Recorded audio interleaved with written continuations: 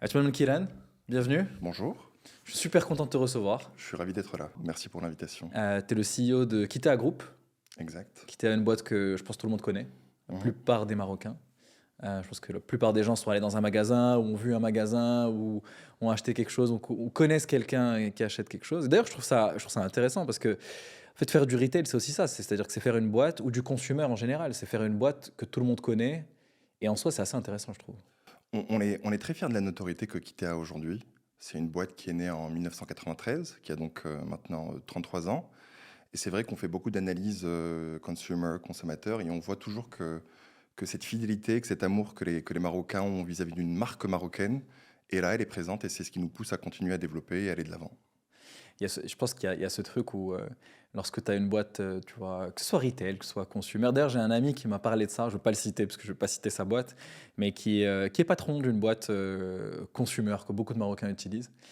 Euh, et il me disait, c'est marrant parce qu'en fait, quel que soit le contexte, qu'il soit familial, amical, il y aura toujours des gens qui vont te parler de la boîte ou de leur expérience. C'est quelque chose, j'imagine, qui t'arrive depuis toujours. Disons que je suis né dans ce métier. C'est une boîte, donc c'est une entreprise qui a été créée par Amin Benkiran, qui est fondateur donc de Kitea et qui aujourd'hui est chairman et dans la stratégie, dans le conseil, mais qui m'a inculqué, on va dire, le sens de pouvoir bien servir son client avec beaucoup d'honnêteté. Donc depuis toujours, on est vraiment consumer-centric et product-centric. C'est vraiment, on va dire, ce qui a fait la force de Kitea et qui lui permet véritablement de continuer à se développer et à briller sur le Maroc. Ouais. Donc il y a Kitea, que je pense que tout le monde connaît. Mais ce qui est intéressant, et ça je le savais, mais pas en détail, et je l'ai regardé en préparant le podcast. En réalité, il y a Kitea qui est la marque que tout le monde connaît, mais c'est pas que ça. Je pense qu'il pourrait être intéressant pour commencer. Est-ce que tu pourrais nous présenter ce que c'est Kitea Group, aujourd'hui en 2026, euh, pour comprendre ce que c'est autour, quelles sont les marques, où est-ce que vous êtes présent, pour comprendre un peu ce que c'est Kitea aujourd'hui. Alors, Kitea est d'abord une marque, c'est la locomotive du groupe qui représente, on va dire, le groupe aujourd'hui, à la fois au Maroc et à l'international. Mais c'est vrai qu'on est aujourd'hui sur différents pôles. Ce groupe-là a évolué, s'est développé. On est sur le pôle retail à travers différentes marques, donc notamment Kitea, que tout le monde connaît, mais Roche-Beaubois dans le secteur premium de l'ameublement. On est aussi master franchisé sur plusieurs pays de Ashley Fourniture, qui est le leader en Amérique du Nord. On est aussi master franchisé de Casa, Casa Shop, qui sont les magasins de petites décorations et petits mobiliers, plus de 700 magasins en Europe. On a aussi créé d'autres marques, comme Kitea Kitchen, qui est aujourd'hui un des acteurs référents dans tout ce qui est aménagement de cuisine et électroménager. On a un pôle de développement à travers les retail parks Viva Park. On construit des centres commerciaux de 30 à 40 000 mètres carrés, notamment le dernier qui a ouvert à Znatia entre Casablanca et Rabat. On est aussi plutôt bon, voire très bon dans la logistique. On a une enseigne qui s'appelle KSH Logistique et qui a ouvert récemment le plus gros centre de distribution au Maroc de plus de 45 000 mètres carrés, 70 000 positions palettes totalement intégrées. On investit beaucoup dans tout ce qui est technologie pour pouvoir accompagner ces boîtes-là à la fois sur le Maroc, mais aujourd'hui donc à l'étranger. On a d'autres marques aussi qui ne sont pas présentes au Maroc, comme Fourniture Palace, qui est leader dans le mobilier et la décoration au Kenya.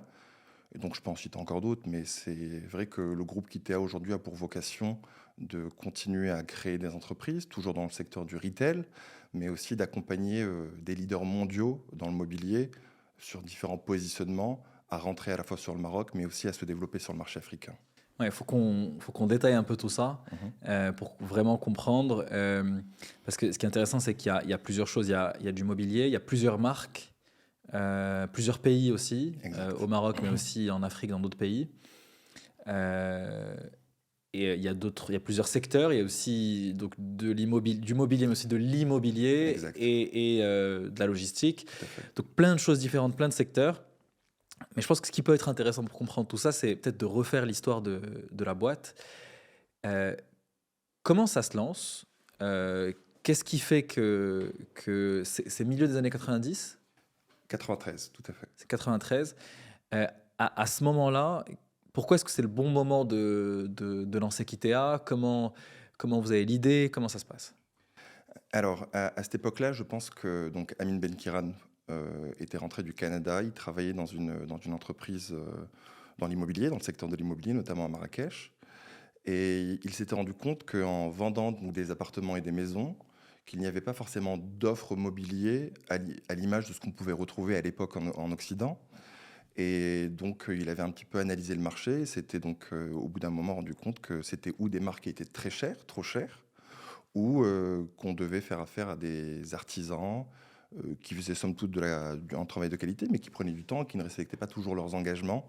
Donc, Donc, c'est à partir de là début des qu'il a années eu l'idée. 90, le marché, c'est beaucoup d'artisans, ou en tout cas de petites Ça entreprises. l'est toujours, ça l'est toujours. Et nous, on est dans ce qu'on appelle dans la distribution moderne, qui représente 30% du marché aujourd'hui. 70% reste traditionnel, voire informel. Et ça veut dire quoi traditionnel? C'est-à-dire que c'est quel type de structure qui font ça? Traditionnel, c'est le njar, en réalité, comme on les appelle en arabe. C'est d'aller chez le tapissier du coin. Donc on va aller choisir son tissu, on va aller chez Exact. Njar, on va structurer, décider de ce qu'on va faire ensemble, suivre soi-même le projet, projet. etc. Mais j'imagine différentes tailles. C'est-à-dire qu'il y a, il y a des gens qui sont capables de quand même faire de la production avec un certain nombre de... C'est un métier qui est respectable, mais si on voit un petit peu ce qu'il se fait ailleurs du Maroc, c'est des métiers qui vont, au bout d'un moment, avoir tendance à ne plus exister parce que des enseignes comme les nôtres apportent, on va dire, un service et un accompagnement qui est différent de ce que font les artisans. Et c'est super. Moi, je le redis, hein, on a besoin d'artisans au Maroc parce qu'on a une vraie richesse, on a une vraie culture. On les accompagne, nous d'ailleurs, à travers des campagnes où on fait des produits spots, où on essaie de mettre en avant des artisans, et on en est très fiers. Mais c'est vrai qu'à l'image de ce qui se fait ailleurs, le secteur moderne est en train de prendre, on va dire, est en train de grappiller des parts de marché petit à petit, jusqu'à devenir quelque part prépondérant. Début des années 90, c'était en fait 0% du coup de moderne, Il y en- 100% il y en avait pas. on va dire traditionnel ou artisanal, je sais pas comment appeler ça, On appelle ça le marché traditionnel. marché traditionnel. Et là, aujourd'hui, on est à 30% moderne, 70%. Ok.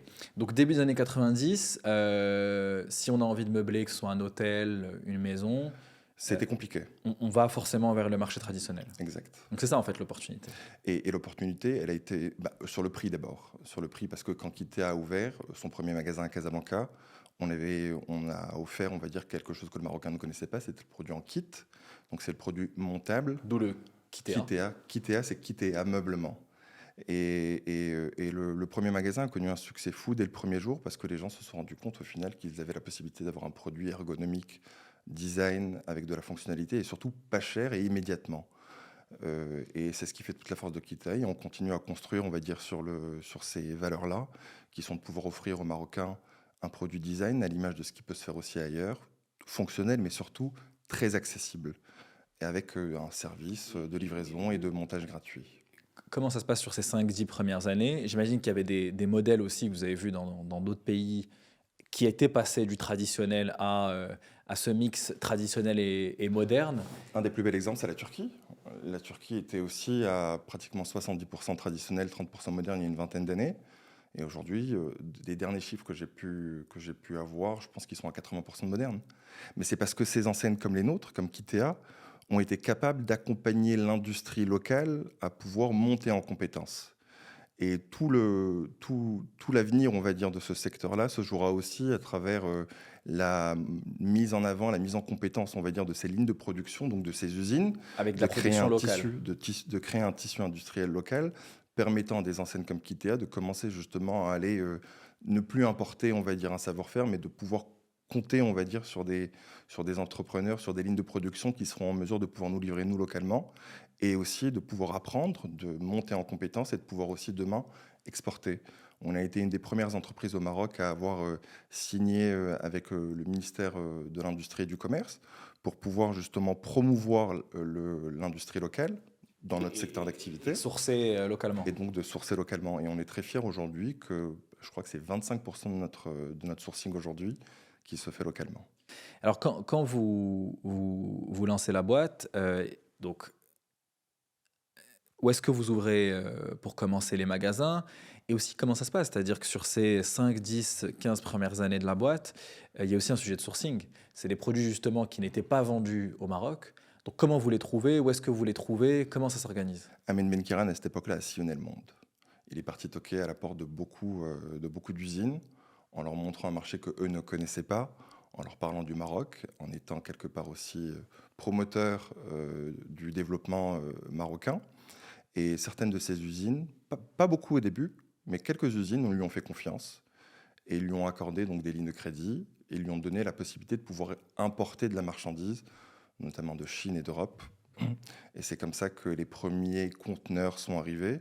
Donc il fallait aussi négocier avec eux des lignes pour commencer à Enfin, c'est ce qu'on importer. appelle des enveloppes. Il y a différentes typologies de paiement. On peut payer par LC, on peut payer en transfert direct à travers une assurance crédit qui peut nous backuper. Il y a C'est-à-dire, différentes manières de pouvoir on peut le rentrer dans faire. le détail, hein. Moi, je trouve alors, je suis très très très heureux de te rencontrer justement, parce que pour moi, c'est aussi une espèce de masterclass sur ce que c'est que le retail. Et d'ailleurs, je pense que moi, le premier, généralement, on comprend pas exactement ce que c'est le retail. On a plein enfin, on pense certaines choses qui sont pas forcément vraies. Et pourtant, c'est un secteur qui est très très complexe. Et je pense que c'est vraiment intéressant de comprendre comment ça fonctionne. Donc, n'hésite vraiment pas à aller dans le détail. C'est pas un métier facile parce que c'est un métier à cycle court, ce qui fait si on veut évoluer, on est dans l'obligation d'aller de l'avant. C'est avancer, avancer, avancer, disrupt le marché de temps à autre, faire preuve d'innovation, essayer aussi de développer les choses là où les gens ne sont pas allés avant. Donc c'est retail is detail, et dans le retail, si on n'avance pas, on meurt quelque part. On doit être très proche de nos clients, des consommateurs, mais aussi être en capacité de pouvoir les étonner de temps à autre. Et c'est ce qu'on continue à Et faire. justement, il y a plein de choses. Donc, il y a la partie sourcing sur laquelle j'aimerais bien qu'on rentre un peu. Il y a ensuite la partie client, marque. Il y a la partie aussi magasin, parce que c'est tout un savoir-faire de créer des magasins. Il y a la partie logistique. Donc, franchement, il y a plein de choses intéressantes. Sur le sourcing, effectivement, la difficulté, si demain, moi, je me lance en retail, la problématique, c'est que il faut acheter avant de vendre. Donc, il y a une difficulté aussi, comme tu disais, financière, de prendre le risque d'importer un certain nombre de produits avant même d'avoir la capacité de les vendre. Travailler dans une entreprise comme Kitea, c'est un monde. Effectivement, on a tout le front office. Donc, ce que nos clients voient, c'est donc le front office. Donc, la partie où on voit les commerciaux, les directeurs magasins, les chefs de section. Mais le plus gros du travail se fait au niveau du back office. Donc, on a différents départements. On a le département procurement, donc procurement sourcing, C'est les achats. c'est une quarantaine de personnes qui sillonnent le monde entier tous les jours. Mais vraiment, chez chaque Il y a une semaine, quarantaine de personnes qui voyagent dans le et qui monde font du pour R&D, Kitea, qui font du R&D uniquement que pour la marque Kitea, qui une bonne partie de l'année voyage. qui voyagent pratiquement toute l'année. On a des collaborateurs, si on parle d'aujourd'hui, on a des collaborateurs en Turquie, en Chine, aux Pays-Bas. Il y en a qui sont revenus hier de France. Et donc, oui, qui sont à la recherche. Donc on va juste dire, à l'échelle de d'innovation. Kitea, il y a 40 personnes qui voyagent dans le monde. Exact.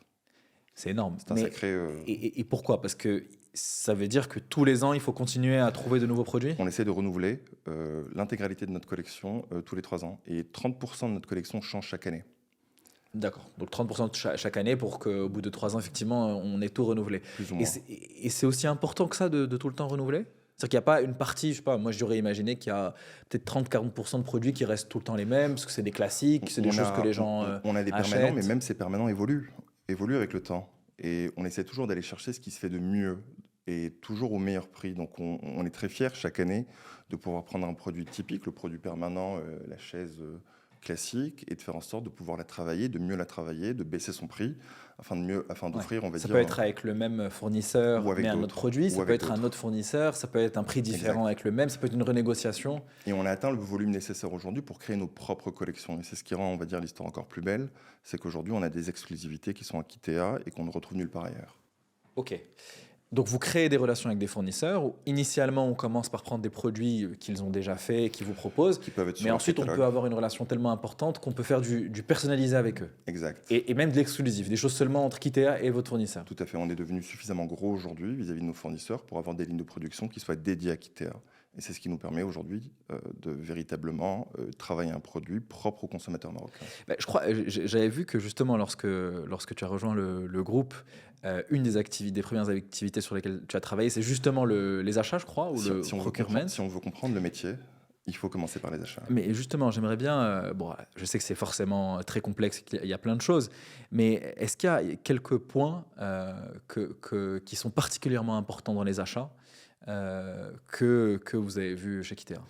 Faut être curieux. Il faut aller taper aux portes, il faut aller voir ce qui se fait ailleurs, il faut benchmarker, il faut avoir le courage de prendre un avion sans savoir où on va, parce on va en Chine, on va en Malaisie, on va en Vietnam, on prend une voiture, on sillonne.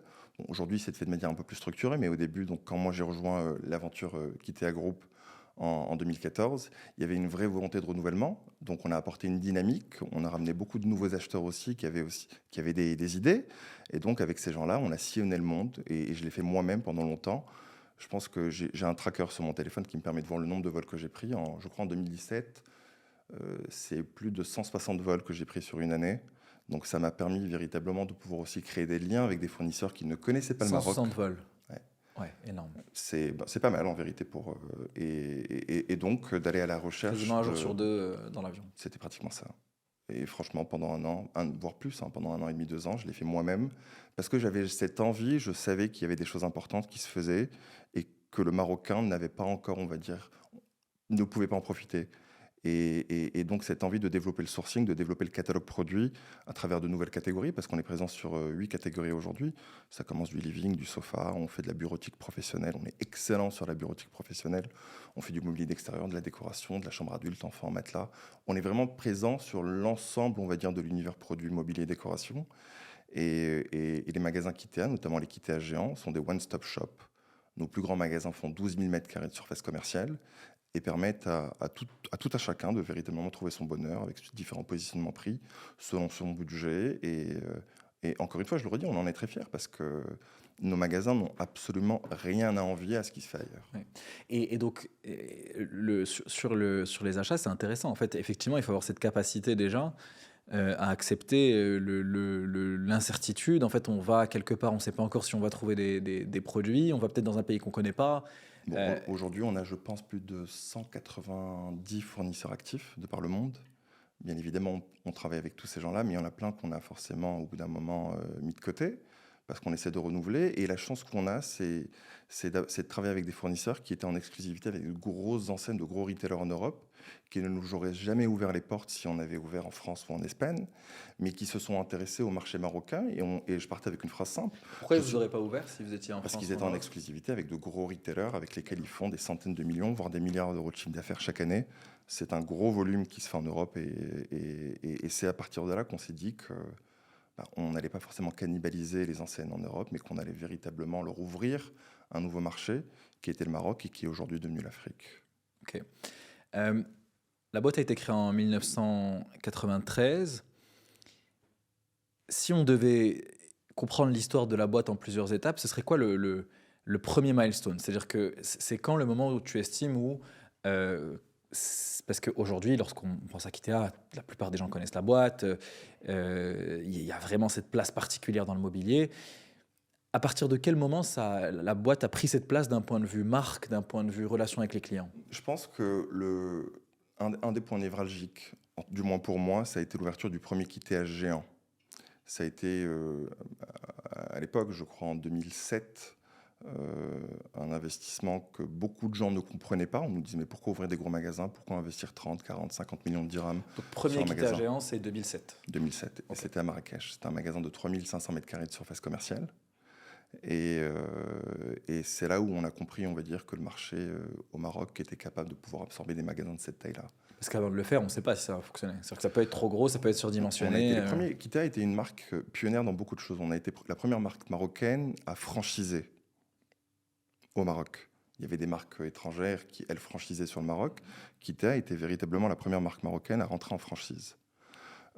Kitea a été une des premières, si ce n'est la première, à faire du e-commerce. C'était en 2009, je pense, quand ça n'existait pratiquement pas ailleurs. Kitea était la première entreprise à être en mesure de pouvoir ouvrir des plateformes logistiques un peu partout au Maroc pour livrer son client en moins de 24 heures. Sur le franchisé, c'est-à-dire que vous aviez dans des villes au Maroc des franchisés qui ouvraient des Kitea. Exact. Jusqu'à aujourd'hui, vous en avez toujours? On n'en fait plus aujourd'hui, c'est en propre directement. Aujourd'hui, c'est en propre? On a racheté ces franchisés à l'époque où on a commencé à ouvrir des Kitea géants et on considérait juste être normal que de ne pas faire concurrence à des gens qui nous ont accompagnés pendant des années à travers des magasins plus Parce que vous avez créé donc il y a des franchisés qui ont créé un peu partout au Maroc justement des franchises, des Kitea locaux. Et au moment où vous avez commencé à faire des Kitea géants à côté, ça commence à être compliqué. Mais est-ce que tu estimes quand même que c'était important de passer par cette période de franchise pour arriver là où vous en êtes aujourd'hui? Ou si c'était à refaire, vous ne l'aurez pas fait? Il est important de faire connaître la marque.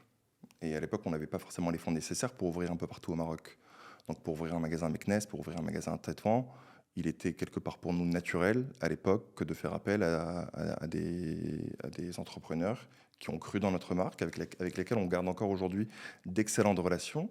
On les rencontre de temps à autre, on leur montre un petit peu le développement. Ils s'en sont fiers aussi, quelque part, parce qu'ils ont participé pendant une période donnée à l'évolution, à l'essor de la marque.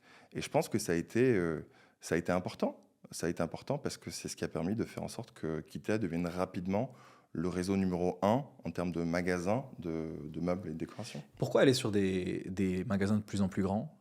Justement, lorsque vous faites le premier qui était à géant, c'est un risque, c'est plus gros. Pourquoi finalement ne pas multiplier les plus petits? Qu'est-ce qui fait que c'était important de faire des magasins de plus en plus grands? Alors aujourd'hui, on a atteint un seuil de maturité qui nous permet véritablement de savoir quel est le nombre de mètres carrés exact. On analyse beaucoup ce qu'on fait au mètre carré près pour savoir le nombre de box, c'est-à-dire le nombre d'ambiances qu'on veut par catégorie de produits, le nombre de mètres carrés par section. Et donc, on comprend plus ou moins quel est le métrage idéal. À l'époque, forcément, c'était du test and learn. On ouvrait un magasin de 3500 mètres carrés, il fonctionnait. On a ouvert par la suite un magasin de 5000 mètres carrés qui a fonctionné. On a ouvert 6500 mètres carrés, qui est le magasin de Kitea Jean Bouscoura, que beaucoup de gens connaissent, qui était donc à l'entrée de la ville, qui a véritablement été, on va dire, le magasin qui nous a permis de dépasser, on va dire, un certain seuil et de se dire qu'on était capable donc véritablement de faire briller ce modèle. Et donc on a fait plus gros, plus gros, plus gros. Vous faites de plus en plus gros et à chaque fois vous démontrez que il y a assez de demandes et que... C'est offrir plus aux clients, plus de produits. Est-ce qu'il y a un moment où vous avez fait trop gros, c'est-à-dire des magasins que vous avez ouverts qui Alors étaient là, on est en train de revenir un petit peu en trop arrière. gros ou dans une ville où il n'y avait pas assez de demandes? Non, c'est juste que le marché a évolué. Nos magasins de destination continuent à plaire, on continue à recevoir du trafic dans ces magasins-là. Mais dans cette volonté de pouvoir continuer à développer de plus en plus de magasins, on a encore un sacré chemin devant nous au Maroc. On s'est dit que réduire un petit peu la taille nous permettrait de passer moins de temps à développer ces magasins et donc d'en ouvrir de plus en plus. Et on a beaucoup de systèmes d'information aujourd'hui autour de nous qui nous permettent véritablement de comprendre véritablement ce qu'il faut poser dans un magasin, dépendamment de la région, dépendamment de la ville, dépendamment de la zone. Même d'un point de vue produit et structure Exact. du magasin? Ok. Donc ça, c'est nos magasins de destination. On a des magasins aussi urbains. Qu'est-ce que tu appelles destination? C'est-à-dire que c'est pas urbain, c'est en périphérie de ville et on y va parce qu'on a vraiment un besoin d'acheter un ou plusieurs produits. C'est des magasins qui sont dépendamment des villes entre 15 et 30 minutes du centre urbain. Donc c'est un magasin de destination, donc c'est des magasins dans lesquels on passe du temps. En moyenne, c'est entre 3 et 4 heures. Et avec une vraie expérience client.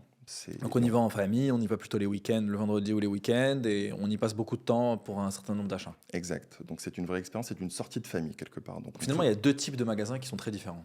On a deux typologies de magasins aujourd'hui. On a donc les magasins Kitea géants de destination et les magasins Kitea City qui sont des magasins urbains qui s'adressent aussi à une population peut-être plus jeune, qui n'a plus forcément l'envie de passer une après-midi dans un magasin, avec aussi des produits qui sont aussi différents et adaptés donc à cette population-là. Okay.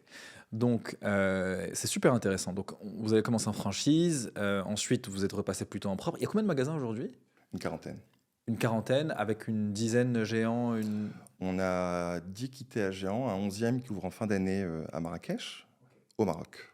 Donc les magasins, il y a deux tailles différentes. Sur la structure du magasin, c'est aussi intéressant. Il y a ce truc dont beaucoup de gens ont parlé, c'est la structure des magasins d'IKEA, parce qu'il y a eu des vidéos qui ont été faites sur ça, où ils expliquaient qu'IKEA avait fait exprès de faire volontairement faire perdre la notion du temps. Ces magasins en labyrinthe, et où c'était parfois difficile de pouvoir en sortir, et aussi de faire perdre la notion du temps, pour que les gens se perdent un petit peu, ne sachent plus vraiment d'où sortir, et du coup voient d'autres produits. Et ça avait marqué beaucoup de gens. Plein de gens m'en ont parlé. Moi aussi, j'avais regardé ces vidéos-là. D'ailleurs, je ne sais pas à quel point c'est vrai, parce que c'est peut-être juste une bonne histoire et peut-être que ce n'est pas un point tellement important pour eux. Je ne sais pas. Mais j'ai vu dans une vidéo que toi, tu disais que ce n'était pas du tout l'objectif chez vous, que vous ne vouliez pas avoir ce type d'expérience. Ce n'est pas notre approche. Nous, ce qu'on veut, c'est que le client passe un bon moment et qu'il puisse véritablement se projeter dans ce que sera son intérieur demain. Et donc, ce qu'on fait, c'est qu'on essaie de travailler énormément sur le visuel et le merchandising afin que le client puisse quelque part choisir à sa guise son produit sans forcément être perdu ou qu'on joue éventuellement sur son mécanisme de pensée pour aller sélectionner un produit. On n'est pas du tout là-dedans. On fait du cash and carry forcément, on met des produits d'appel parce que c'est C'est quoi du important de cash and pouvoir le carry? cash and carry, c'est tout ce qui est produit qu'on va prendre avec soi et qu'on va sortir et qu'on va D'accord. payer en caisse. Et comprend. Mais 80% de notre modèle, on est très différent d'IKEA à ce niveau-là parce que IKEA c'est 70% de cash and carry et 30% de mobilier, donc c'est 70% de décoration, IKEA, c'est accessoires maison. 70% de cash and carry, donc de choses qu'on va mettre dans son panier en marchand. Exact, alors que nous c'est le contraire. Nous, 70% en nombre de produits ou en chiffre d'affaires? en typologie de produit et en volume d'affaires aussi. Ah oui, quand même. Ok. Alors que nous, on est sur un parti pris qui est inverse. On est sur 80% de notre chiffre d'affaires qui se fait sur le mobilier et 20% sur la décoration qu'on va prendre avec soi et qu'on va ramener. Et donc, c'est un parti pris. Donc l'idée, c'est plutôt d'être à l'aise dans le magasin, de voir des produits qu'on va acheter, mais qu'on va pas prendre dans son panier, c'est-à-dire qu'on va sélectionner en regardant et on va passer à la caisse pour les commander. Et c'est toute la force de Kitea aujourd'hui, c'est qu'on est capable de pouvoir vous donner exactement la journée, l'heure. On a beaucoup investi sur des technologies à travers des WMS, des TMS, donc tout ce qui est Transport Managing System, pour pouvoir permettre aux clients de savoir à quelle heure il sera livré. On a même la possibilité aujourd'hui, à travers un portail, de pouvoir voir le camion jusqu'à la porte de chez soi et d'être livré en 24 heures, 24-48 heures sur la région Casaraba et au maximum 72 heures à Oujda ou à Laayoune. Ouais. C'est très intéressant de comprendre comment ce marché fonctionne, comment Kitea fonctionne et comment le retail fonctionne. Il y a un autre point qui est important, c'est que il y a beaucoup de gens qui pensent que les retailers, ils produisent aussi. Sauf qu'en fait, c'est deux métiers qui n'ont rien à voir. Tu disais, par exemple, tu parlais de sourcing. En fait, c'est tout un métier de savoir sourcer des bons produits, créer des relations avec les fournisseurs, avec des centaines de fournisseurs parfois, etc., etc. Mais les retailers ne produisent pas forcément eux-mêmes. Parce que j'imagine que c'est une question qui revient souvent. C'est un gros sujet. C'est un gros sujet. Un industriel, un des plus gros industriels que je connais, qui est polonais, m'a dit un jour, tout industriel qui a essayé de s'attaquer au retail a connu sa perte. Et tous les retailers qui ont essayé d'investir aussi dans des lignes de production n'ont pas réussi à innover. C'est deux métiers complètement différents qu'il faut séparer. Beaucoup d'entreprises marocaines aujourd'hui font l'erreur de penser qu'ils sont capables de pouvoir jouer sur les deux tableaux, alors que pas du tout. On peut, en tant que retailer, être actionnaire minoritaire sur une usine pour être en capacité de pouvoir accompagner cette usine dans son développement. Mais de là à être majoritaire et de dicter, on va dire, le ton, les designs, non, c'est compliqué. Chacun son métier et nous, on préfère accompagner donc des industriels à pouvoir évoluer. Qu'est-ce qui fait que tu penses que ces boîtes-là qui ont essayé de faire à la fois du retail, donc avoir les magasins, etc., et de produire, prennent un risque et peuvent aller à leur perte? C'est deux focus différents, c'est deux cultures différentes. On l'a vu dans d'autres pays, c'est dans des marchés moins matures, on a l'impression qu'on est en mesure de pouvoir jouer sur les deux tableaux, mais une fois qu'on a envie de scaler, qu'on a envie de se développer, qu'on a véritablement envie d'ouvrir un nombre de magasins important et aussi être en capacité de pouvoir se développer à l'international, qu'on se rend vite compte que c'est très compliqué de pouvoir suivre au niveau de l'industrie et qu'on a besoin aussi d'avoir des partenaires solides qui eux aussi vont innover, travailler avec d'autres retailers dans le monde et qui nous proposent aujourd'hui des produits qu'on aurait mis peut-être 5 ou 10 ans à développer par nous-mêmes. Et donc on a une agilité aujourd'hui à véritablement ramener un produit. Si ce produit ne marche pas, au bout de 3 mois, on le change par un nouveau produit. Alors qu'un industriel qui est aussi actionnaire dans une entreprise de retail va essayer de pousser pour que ce produit fonctionne, quitte à jamais le voir décoller. C'est pas la même agilité et c'est pas la même distance par rapport aux produits qui sont faits, parce que si tu les produis toi-même, tu as envie de vendre ces produits-là exactement. Et on le disait tout à l'heure, c'est un cycle court, ce qui fait que le design évolue chaque année. Et nous qui faisons beaucoup de foires, qui allons à la recherche, on va dire, de l'innovation, tous les 2-3 ans, il y a des choses qui changent. Ouais. Et on peut se pas avoir doit une production qui suit cette évolution-là. En tout cas, c'est compliqué. Si on est seul, c'est très compliqué. Mais vous y avez pensé quand même à certains moments ou ça n'a jamais été un sujet? Nous, on a envie de développer l'industrie au Maroc. On est une entreprise qui est très fière d'être marocaine, on est très patriotique dans l'âme. On a ouvert à Laayoune récemment, c'est aussi une fierté pour nous. Tous nos collaborateurs étaient heureux de pouvoir aussi participer, on va dire, à l'essor économique de la région. Et quelque part, oui, on veut créer un tissu industriel au Maroc parce que ça va nous aider, nous, à avoir des cycles, on va dire, ou à avoir une structure supply chain un peu plus courte que d'aller importer, d'attendre 3 mois qu'un produit vienne de Chine. Donc le rêve pour une entreprise comme la nôtre, c'est de pouvoir véritablement être très proche de son fournisseur et de l'accompagner et de le stimuler à développer de nouveaux produits. Et oui, on y pense, on est en train de créer des verticalités et on commence à toucher un petit peu à l'industrie, mais juste en étant minoritaire. On ne veut pas plus de 5 ou 10 points. D'accord, intéressant. Et donc vous regardez parfois avec des partenaires et peut-être en étant minoritaire, mais ce n'est pas vous qui vous occupez de la boîte et de l'opérationnel. On ne veut pas être dans l'opérationnel au niveau de l'industrie, ce serait une erreur. Intéressant. Et ça, comment s'est passé? C'est-à-dire que donc j'imagine il y a eu une période où vous étiez plutôt sur du sourcing à l'étranger, et ensuite de plus en plus vous avez regardé localement aussi. Euh, la filière locale, vous l'avez vu se développer? Comment ça s'est passé? C'est quel type d'acteur lorsque vous sourcez localement? On l'a accompagné. J'ai beaucoup d'images en tête qui me reviennent.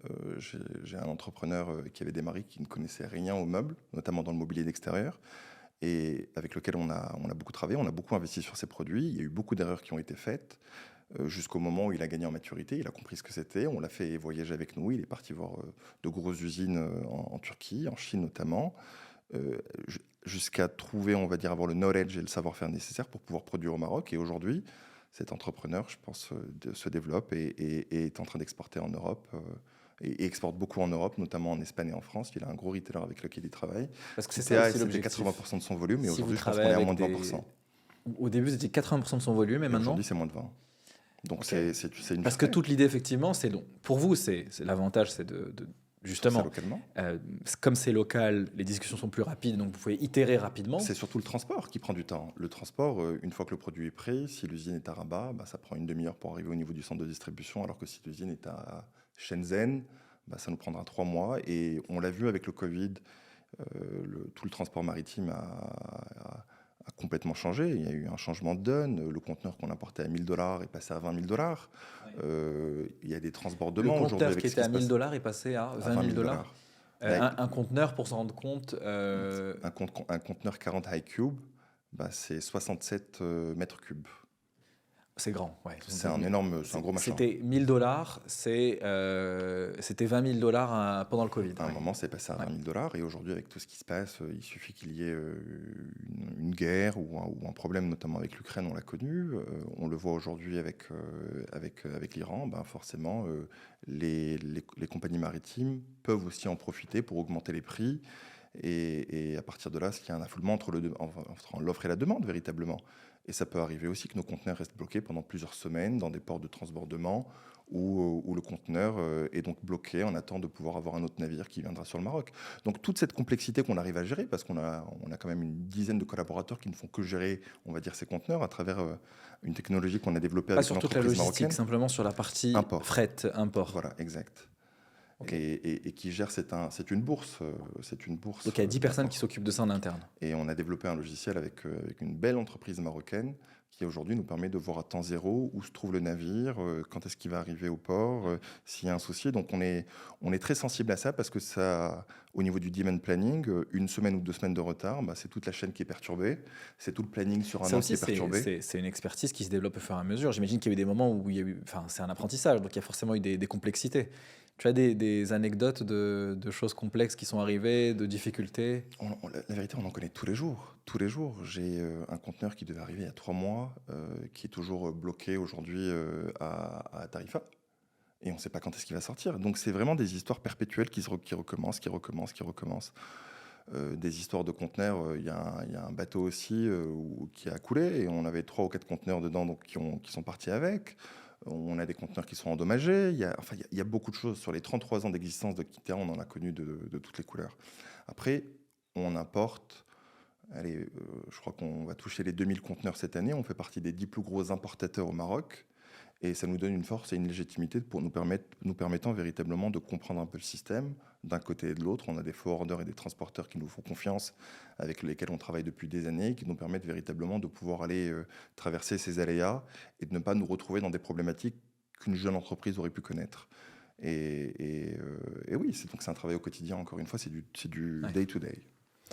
Donc, c'est intéressant parce que j'aimerais bien qu'on zoome aussi sur cette partie logistique. Donc, il y a une partie sourcing, il faut trouver les bons partenaires qui sont dans des pays qui sont loin. Il y a la partie ensuite logistique dans le sens transport, il faut que ça arrive au Maroc.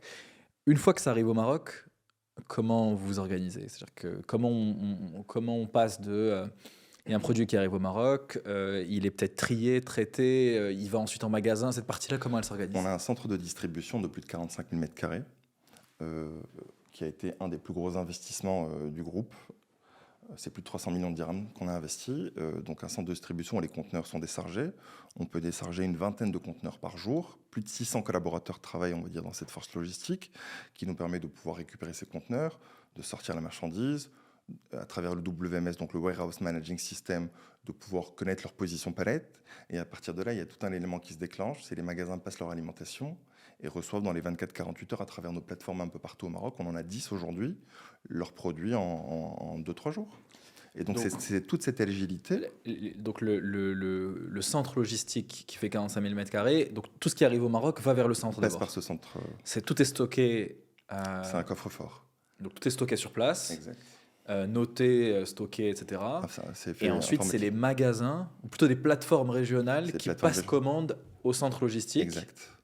Et une fois que ça arrive au niveau de la plateforme, par la suite, ça passe où dans le magasin pour alimenter, on va dire, un nouveau box ou un nouvel espace, ou directement chez le client, si le client décide de se faire livrer Donc ça directement peut chez être lui. livré directement de la plateforme au client ou effectivement au magasin pour renouveler le stock. 90% du volume se fait vers le client, forcément, mais les 10% restants, c'est pour faire en sorte que les magasins puissent recevoir la nouveauté rapidement. Comment vous avez développé cette partie logistique? Parce que c'est encore un autre métier en fait.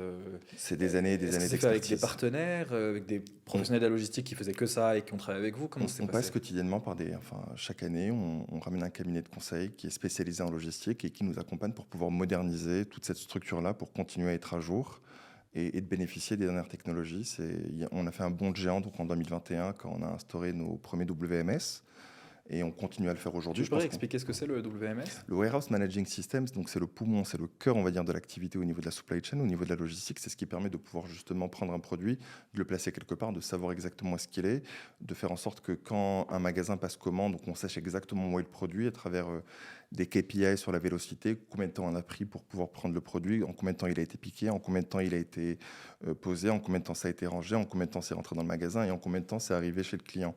Donc c'est des KPIs qui sont normés à notre niveau et qu'on suit quotidiennement à travers une tour de contrôle qui nous permet véritablement d'avoir un indice qui est journalier et qui est même aujourd'hui en live. Et comme un aéroport, vous savez, les tours de contrôle qu'on a par rapport aux avions qui atterrissent et qui décollent, c'est un petit peu la même chose, sauf que c'est pour des colis. Et la particularité de notre métier, c'est qu'on est sur du multicolis à travers des colis de différentes tailles. Donc c'est une complexité en plus qui est liée donc aux meubles. Et vous avez des colis assez gros. On a des colis qui sont énormes, dépendamment de la taille du canapé. Ce qui rend les choses plus compliquées. Okay. Ce qui rend les choses beaucoup plus compliquées parce que ce ne sont pas des colis qui sont normés. En quelle année vous avez mis en place ce système-là avec le centre de logistique, les différentes plateformes? 2022. Et il continue à grandir. Avant, comment c'était fait? C'était différents dépôts qui étaient régionales. Donc les plateformes justement existaient déjà? Ça, les plateformes régionales? Non, les plateformes, c'est venu après. C'est une fois que le centre de distribution est né que les plateformes, par la suite, ont accompagné. C'est un petit peu les tentacules de la pieuvre, en vérité, qui sont régionales. Mais avant, c'était fait de manière un petit peu moins développée. C'était des dépôts, 3-4 dépôts sur la ville de Casablanca, et dépendamment de là où il y avait de la place, on déchargeait. Et ensuite, il n'y avait pas de WMS, donc c'était pas digitalisé, il fallait aller chercher le bon produit. On avait un ERP qui était local, qui était beaucoup moins performant beaucoup moins performant que ce qu'on a aujourd'hui, et qui moins puissant donc, et donc il y avait beaucoup plus de ruptures de charge. Ça a été ouvert en 2022 et c'est un projet qui a commencé quand, le centre logistique? Parce que j'imagine que c'est beaucoup d'investissement, beaucoup de temps. Ça a pris 4 ans. 4 ans de travail. C'est pas tant que ça. Parce que c'est un très très gros projet. Après, le Maroc a beaucoup changé. Il y a beaucoup d'investissements en logistique qui ont vu le jour sur les 10 dernières années. Et il y a une vraie compétence qui s'est créée dans le domaine. C'est un investissement de quelle taille? 300 millions de dirhams. Le centre de logistique avec ses plateformes, c'est 300 millions de dirhams? Non, sans les plateformes. Que le centre de distribution, c'est 300 millions de dirhams. On a été les premiers, encore une fois, dans l'innovation. Tout ce qui est ultraminimétrie, c'est un plancher qui est à 0,2 mm de défaut pour pouvoir avoir des robots qui vont eux-mêmes aller piquer les produits sans forcément qu'il y ait l'homme. Quand on investit 300 millions de dirhams, mais surtout quand on a cette expertise-là de logistique, qui est en soi un métier. J'avais visité un centre de logistique d'XPO en région parisienne il y a 5 ans ou plus. Et c'était un grand hangar, je ne sais pas comment on appelle ça, un grand entrepôt, avec des grilles et des lignes, et une espèce de robot avec un bras articulé, qui allait à toute vitesse, qui s'arrêtait, qui prenait une boîte, qui descendait, et il n'y avait que ça. Et seulement un bruit de robot, et c'était ultra impressionnant. En tout cas, je ne sais pas pourquoi je parle de ça, mais c'est-à-dire que la logistique en soi, c'est tout un métier, c'est toute une complexité, c'est toute une technologie. Mais quand on développe ça et qu'on a 45 000 m² d'entrepôt, est-ce que ça devient une ligne de business à part entière? C'est-à-dire qu'est-ce qu'on travaille avec d'autres partenaires en tant que juste professionnel de la logistique ou est-ce que J'avais fait ou le est-ce que choix. c'est que les produits du groupe? J'avais fait le choix en 2017 de sortir donc ce qu'on appelait avant le département logistique de Kitea, de le sortir de Kitea et d'en faire une business unit à part entière, qui aujourd'hui donc provide des services qui sont payants et qu'on facture à l'intégralité des marques du groupe, mais on est aussi ouvert à d'autres clients externes. Ok. Donc on a des clients qui ne font pas partie du groupe aujourd'hui, qui entreposent leurs produits chez nous et qui sont, de ce que je sache, très ravis. Donc la partie logistique est une business line Elle est aujourd'hui, complètement externalisée et Kitea reçoit des factures mais avec de une majorité KSH, qui reste quand même dans le groupe. 85% sur l'ensemble des marques du groupe. Parce Ok, que mais vous facturez aux filiales, c'est une boîte à part entière. toutes les prestations logistiques sont facturées aujourd'hui. Ok, super intéressant. Parce qu'en soi, effectivement, c'est aussi une ligne de business qui peut continuer à... C'est un métier à part entière. Et pour lui donner la possibilité de pouvoir évoluer aussi, ben, forcément, c'est des business plans qui vont avec des PNL, avec une direction générale qui gère la partie logistique et qui a pour objectif et qui est mandatée pour pouvoir la faire évoluer, de trouver de nouveaux clients et d'accompagner la croissance surtout de nos marques. Une entreprise comme Kitea, qui a pratiquement triplé de taille en 7 ans, se doit d'avoir, on va dire, un support logistique solide. Parce qu'on aura beau ouvrir des magasins, si derrière la logistique ne suit pas, ben, on ne sera pas capable de pouvoir justement satisfaire nos clients. Si on reprend un peu... bon, on parle de plein de sujets différents, mais il faut essayer de garder quand même une C'est ligne. un monde. C'est tout un monde. Donc, ok, on développe Kitea. J'aimerais bien parler des différentes marques et des différents modèles. Roche-Beaubois, c'est la première marque que vous avez fait rentrer en franchise au Maroc? Ça a été la troisième. Mais on en est très fiers parce que de ce que nous disent nos partenaires français, on est peut-être là où, enfin, une des plus belles franchises pour Roche-Beaubois. On est sur des croissances à 2 chiffres année après année. On a ouvert le flagship Roche-Beaubois Monde à Casablanca, donc le plus beau magasin Roche-Beaubois dans le monde aujourd'hui et au Maroc. Et ce magasin-là a, pendant l'année dernière, juste pour citer 2025, sur les mois de mai, juin, juillet, a été le premier magasin en volume d'affaires dans le monde. Donc il y avait Casablanca, New York, Genève. Ça montre un petit peu l'appétence que les C'est Marocains le ont pour ces premier produits. magasin dans le monde de termes de chiffre Roche-Beaubois en chiffre d'affaires. Sur 3 mois. Il est On est dans public. on est Tu dans peux le top 5 le mondial. dire, le chiffre d'affaires du magasin Je ou ne suis pas pas? en mesure de pouvoir le donner, mais eux-mêmes nous l'ont appris parce que forcément ils ont une vision globale et on en a été ravis parce qu'on a réinventé, on va dire, notre métier. On a pris ce que eux savaient faire et on l'a amélioré, on l'a adapté, on va dire, au contexte marocain. Et on est un exemple aujourd'hui de réussite pour une franchise qui veut se développer sur le marché. Et à travers ça, on a envie de développer Roche-Beaubois dans d'autres pays. À quel moment vous décidez donc, vous développez Kitea, il y a plusieurs magasins. À quel moment vous décidez si on reste juste sur le marché marocain, ensuite on parlera même d'autres pays en Afrique, à quel moment vous décidez de faire rentrer d'autres marques? Pourquoi avoir choisi la franchise? Comment vous avez choisi ces marques? Pourquoi aller vers ce modèle-là? Kitea a été quelque part le catalyseur. C'est qu'on a appris un métier. Ça fait 33 ans qu'on le pratique et on s'est rendu compte qu'on n'était pas leader pour rien sur le marché marocain, à travers le mass market, à travers la marque Kitea. Donc on a appris des choses, on a accumulé une certaine forme d'expertise qu'on a voulu faire évoluer. Et pour la faire évoluer, le plus simple, c'était de pouvoir justement développer de nouvelles marques. Donc on l'a fait en propre, à travers des entreprises comme Kitea Kitchen, mais on avait aussi cette volonté de nous intéresser à d'autres positionnements prix. Et Roche-Beaubois, qui est sur du premium, était une marque qui existait C'est une déjà sur question le de marché positionnement marocain. en fait. Exact. Donc, enfin, moi, je parle de lifestyle. C'est différentes typologies de produits sur différents prix pour une clientèle complètement différente. Et ce qui était intéressant, c'est qu'on est venu, c'était une marque donc, qui existait déjà sur le Maroc. Donc, on a racheté la franchise marocaine. Donc ça existait déjà, mais c'était quelqu'un d'autre qui avait la franchise. C'était quelqu'un d'autre qui avait la Avec franchise, l'exclusivité. qui avait un magasin sur Rabat, qui avait l'exclusivité. Donc on est parti voir cette personne, on lui a expliqué un petit peu la vision, on lui a fait comprendre que notre but c'était de pouvoir développer la marque sur le Maroc. Quelqu'un d'extrêmement extrêmement intéressant, qui avait compris qu'il allait passer la main à une entreprise qui avait pour volonté véritable de construire et de développer sur quoi elle avait bâti. Donc on a récupéré cette franchise-là et on a apporté notre expertise mass market dans le milieu du luxe. Et on a accumulé une expertise aujourd'hui sur le milieu du luxe qu'on met à profit, on va dire, de nos marques mass market. Donc ça a été un échange de bons procédés, ça a été beaucoup de travail. On a revu la cartographie, l'organisation, on a remis en compétence, on a fait beaucoup de formations pour pouvoir accompagner ces équipes-là. Des équipes de Roche-Beaubois. Donc il y avait déjà des équipes locales. Il y avait déjà des équipes locales. Donc, quand vous rachetez la franchise, vous gardez les équipes locales. Donc on garde les magasins et par la suite, on a donc ouvert de nouveaux magasins. Donc à Marrakech, on a ouvert un magasin de plus de 700 mètres carrés à travers la ville. Là, on a combien de Roche-Beaubois au Maroc? On en a 4 et on en a un 5e qui ouvre à Tanger. Ok, donc sur le modèle aussi de franchise, c'est intéressant. Donc là, je pense que c'est plus particulier parce que vous rachetez une franchise. Mais sur le modèle de franchise en général, si on va voir Roche-Beaubois et on leur dit on a envie de faire rentrer Roche-Beaubois au Maroc, je prends l'exemple de Roche-Beaubois, mais une autre franchise. Comment ça se passe? C'est-à-dire que j'imagine qu'il y a un fee qu'on paye initialement et ensuite il y a une partie du revenu. Comment ça s'organise? Ça dépend vraiment, on va dire, du rapport de force qu'on peut avoir vis-à-vis de la marque. Nous, à notre niveau, on a accumulé une expérience, on est devenu connu dans notre domaine d'activité et ce sont les marques aujourd'hui, de grosses marques internationales qui ont envie de se développer sur le marché marocain, qui font appel à nous parce qu'ils comprennent, enfin, ils savent qu'on est transparent, ils savent qu'on est structuré, ils savent qu'on est équipé au niveau de la logistique et qu'on a cette capacité de pouvoir développer des magasins rapidement, mais surtout de coller et d'être fidèle à leur ADN parce qu'on a un back-office solide qui, lui, derrière, s'occupe de tout le volet RH, du volet IT, du volet développement, du volet financier. Et on fait en sorte de pouvoir passer beaucoup de temps de façon à répliquer justement cet ADN commercial, l'ADN qui a fait le succès de la marque sur le Maroc.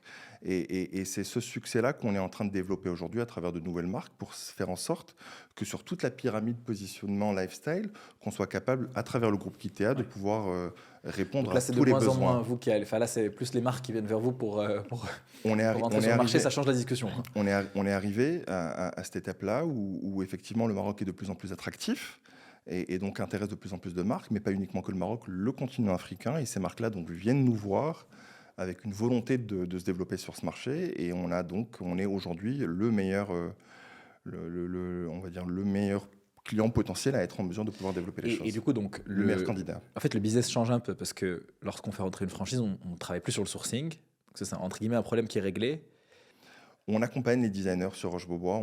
On fait des congrès chaque année. D'ailleurs, les équipes Roche-Beaubois sont actuellement au congrès de Paris. Donc, on est très proche des designers. Même eux viennent nous voir au Maroc. On fait part de nos feedbacks. Donc, il y a des discussions pour éventuellement adapter certaines parties de... On les accompagne par rapport au marché, vu que le Maroc devient intéressant. Mais au final, non. Ils ont des catalogues qui se renouvellent, à l'image de ce que Kitea a fait. Et donc, on pique sur ces catalogues pour être en mesure de pouvoir... Et comment ça se passe d'un point de vue business model? S'il y a une partie des revenus ou des profits qui remontent à Roche-Beaubois? Il y a des royalties en fin d'année qui remontent forcément, on va dire, à la centrale. Mais somme toute, le PNL est très intéressant et on continue. Et qu'est-ce qui est standard dans le marché? Alors, pas forcément ce que vous faites avec Roche-Beaubois, mais qu'est-ce qui est standard dans un business de franchise en termes de royalties? Encore une fois, il n'y a pas de règle. On peut payer un ticket d'entrée pour faire entrer une marque. Il y a une volonté aussi de la marque de vous dire qu'en 5 ans, il faut qu'il y ait 20 magasins qui ouvrent. Tout dépend du poids et du rapport de force. Donc, il peut y avoir un cahier des charges en disant voilà l'objectif, voilà l'investissement que vous allez faire si on accepte que vous preniez la franchise. Exact. Vous êtes exclusif ou pas, il y a plein de choses. Pour vous dire, Ashley Fourniture qui fait 8 milliards de dollars, ou 8 ou 9 milliards de dollars de chiffre d'affaires, qui sont présents dans le monde entier à travers, je crois, plus de 3000 magasins. Quand on leur a parlé du Maroc, on leur a dit qu'on voulait l'exclusivité sur le territoire marocain. Ils nous ont fait comprendre que ça ne marchait pas comme ça et qu'une exclusivité aux États-Unis se faisait sur 5 km. Wow. Ce qui n'est rien du tout. Donc c'est sur un magasin, quoi. Sur un magasin. C'est exactement ça. Et au fur et à mesure des discussions, ils ont compris qu'on était donc un candidat sérieux, qu'on avait cette capacité de pouvoir développer des magasins à la fois au Maroc, mais aussi sur d'autres pays comme le Ghana qui fonctionne très bien. Et on a obtenu l'exclusivité sur le marché marocain et le marché ghanéen, chose qui en 70 ans, Ashley n'ont jamais fait. Donc on a aujourd'hui cette capacité à pouvoir leur donner aussi des arguments suffisamment solides pour nous garantir à nous la possibilité de pouvoir faire connaître la marque parce qu'on investit beaucoup en marketing, on investit beaucoup sur l'humain, on investit beaucoup donc sur les magasins. On ne veut pas juste un magasin pour faire un magasin, mais on veut faire ce qui se fait de mieux.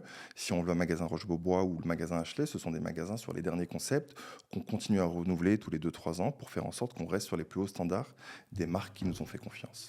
Et tout l'investissement, c'est vous qui le faites? C'est-à-dire que, ou est-ce qu'il peut y avoir des investissements des deux côtés? À moins qu'il y ait une joint venture qui se fasse. En général, ça, c'est pas des joint ventures, c'est des franchises. Mais en règle générale, si c'est une franchise que nous ramenons, l'investissement se fait à notre niveau. Ouais. Et ce qu'on appelle master franchise, c'est lorsqu'il y a l'exclusivité, c'est ça que ça veut dire pour le mot master? Exact. Okay. Donc franchise, master franchise. Okay. Tout à fait.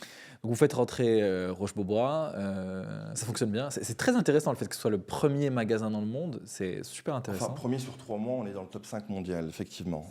Mais c'est super parce que ça prouve qu'on est capable de faire de belles choses et on a une équipe formidable. Ça montre qu'il y a une clientèle aussi.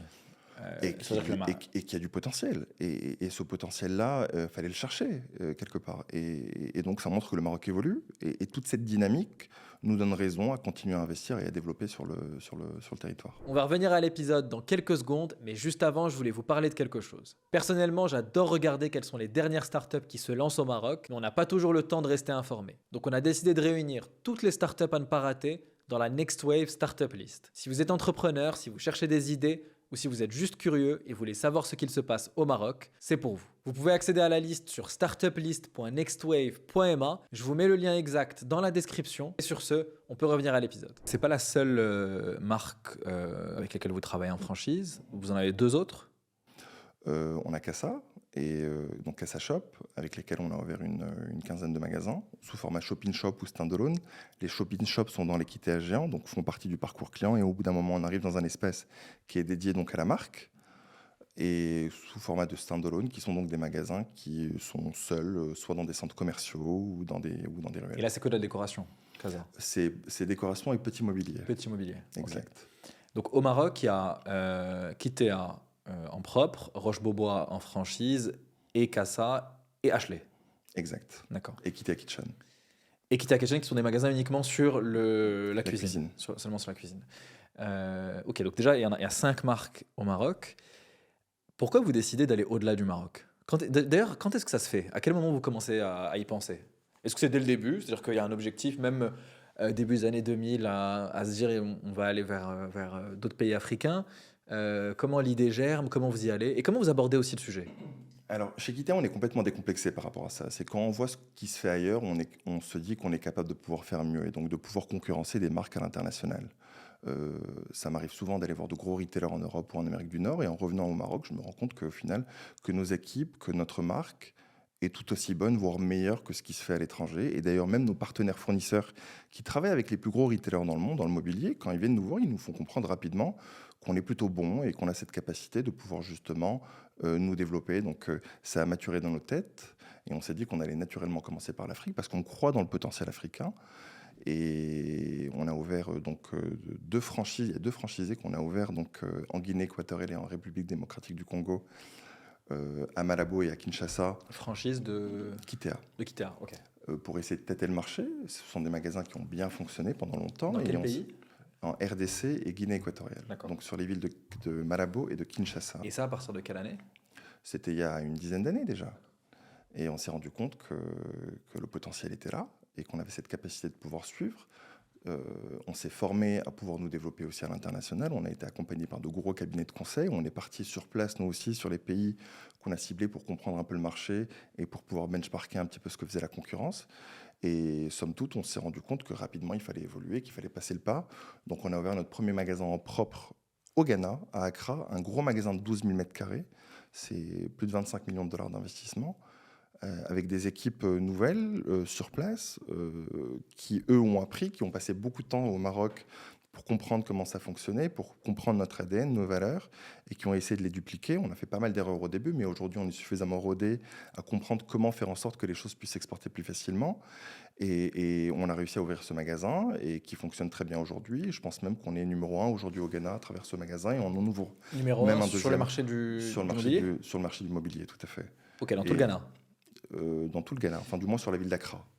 Qui est la Mais c'est capitale intéressant qui d'un point de représente, vue stratégique, c'est-à-dire que lorsque vous abordez le sujet de l'expansion internationale, enfin géographique, vous y allez pas en propre, vous y allez en franchise. On avait commencé par de la franchise. Et mais c'est intéressant comme stratégie. Donc c'est une manière de comprendre le marché, de travailler avec un partenaire local qui connaît aussi le marché, et vous avez l'expertise et vous y allez comme ça. Il fallait apprendre, il fallait se structurer, il fallait être en capacité de pouvoir justement mettre en place tous les process et tous les protocoles nécessaires pour pouvoir développer. Donc on a commencé par le modèle de la franchise jusqu'au moment où on s'est rendu compte qu'on était suffisamment mature pour pouvoir nous développer par nous-mêmes. Et le Ghana a été le premier exemple. Pourquoi le Ghana en premier? On a fait beaucoup d'analyses et quand on a décidé de se lancer en 2018 sur l'aventure ghanéenne, c'était le pays, on appelait ça le Ghana Africa for Beginners. C'est ce que les cabinets de conseil nous ont... Et tout était au vert, enfin tous les indicateurs économiques. Pays anglo-saxon avec une administration facile et agile qui nous a permis de rapidement avoir nos autorisations pour pouvoir acheter le terrain et construire. C'est intéressant parce que Généralement, les entrepreneurs marocains, ils vont plutôt aller vers des pays francophones d'Afrique de l'Ouest, le plus naturellement. Vous, vous êtes vraiment dit, on va se développer, on regarde quels sont tous les pays qui sont possibles et quel est le pays qui semble être le plus naturel. Enfin, je veux dire, il n'y avait pas de... On a été très minutieux dans le choix. On a passé beaucoup de temps à essayer d'étudier tous ces marchés-là. Donc, on est parti au Sénégal, on est parti en Côte d'Ivoire. Franchement, on a fait une dizaine de pays en Afrique avant de se décider. C'est quoi les deux, trois challengers, les pays qui étaient le plus pertinents pour se lancer? Enfin, ça se jouait entre le Ghana et la Côte d'Ivoire à l'époque. Et là, la Côte d'Ivoire, on l'ouvre l'année prochaine, pour vous dire. Donc, Et donc le Ghana, c'est une flexibilité de l'administration, une possibilité à aller rapidement sur beaucoup le marché. d'indicateurs ouverts à l'époque qui nous ont franchement facilité les choses. On a aussi étudié le marché pour comprendre un petit peu le besoin qui répondait beaucoup aux collections et aux catégories qu'on avait déjà chez Kitea. Donc on l'a étudié, on a retravaillé ces collections-là pour faire en sorte que 80% de la collection soit la même qu'au Maroc et 20% adaptée forcément au pays et aux habitudes de consommation. Franchement, encore une fois, je vous le dis, ça a été un pari pour nous, quelque part, parce que c'était notre première aventure à l'international par nous-mêmes. Mais beaucoup de travail, beaucoup de temps passé là-bas nous ont rassurés sur l'idée de pouvoir développer, et c'est ce qui a été fait. Et comment vous trouvez les partenaires locaux, justement ceux qui ont pris les franchises au début? Est-ce que c'est des personnes enfin, comment vous les avez trouvées, rencontrées? Est-ce que ça a bien fonctionné directement ou est-ce que vous avez eu de mauvaises expériences? Sur la République démocratique du Congo et la Guinée équatoriale, c'était à l'époque d'Amin Benkiran. Je n'étais pas encore rentré moi dans l'entreprise, mais c'était à travers, on va dire, il y avait des opportunités qui se sont créées à travers des liaisons et qui ont fait que ces gens-là se sont intéressés donc à la marque et ont vu le potentiel dans leur pays et nous ont demandé de les accompagner. C'est ce qu'on a fait. Aujourd'hui, vous êtes dans combien de pays en Afrique? Aujourd'hui, on est sur 4 pays avec un 5e pays qui est en ouverture l'année prochaine, donc la Côte d'Ivoire. Hors Maroc donc, Alors 1, 2, 3, 4, 5, non, on est sur 5 pays et un 6e pays, donc la Côte d'Ivoire, incluant le Maroc. 6 pays incluant le Maroc, donc Kenya, Côte d'Ivoire, bien Maroc bien sûr. Ghana, Guinée équatoriale et République démocratique du Congo. D'accord. Est-ce qu'autour de toi, tu vois beaucoup de retailers marocains ou d'industriels qui font le pas d'aller vers d'autres pays africains, en dehors du Maroc? J'ai l'impression que beaucoup de gens y pensent, mais que souvent c'est compliqué, souvent culturellement c'est quand même différent. Parfois on a peur d'aller vers d'autres pays, ça peut être de l'investissement. Généralement, autour de toi, beaucoup de gens font le pas. Comment tu vois cette idée? Il faut avoir confiance dans son business model et de croire dans ses capacités de pouvoir se développer. Le marché marocain est bon, c'est 35 millions d'habitants, mais qui reste quand même un plafond de verre si on veut se développer et qu'on veut grossir. Il y a des gros entrepreneurs des grands entrepreneurs marocains aujourd'hui qui ont... il y a une autoroute qui s'est construite d'abord à travers les banques, les assurances, les télécoms. Par la suite, il y a de gros promoteurs immobiliers qui sont allés s'installer dans des pays africains, de gros industriels aussi qui ont réussi à le faire. Et il était pour nous naturel de pouvoir les accompagner. Donc cette autoroute était déjà construite et nous, on essaie de pouvoir continuer à la développer, notamment au niveau du Kenya. Ce sont des banques marocaines qui nous ont accompagnés, qui étaient aussi présentes sur place, de façon à pouvoir trouver les mécanismes de financement pour pouvoir racheter donc le leader dans le meuble au Kenya.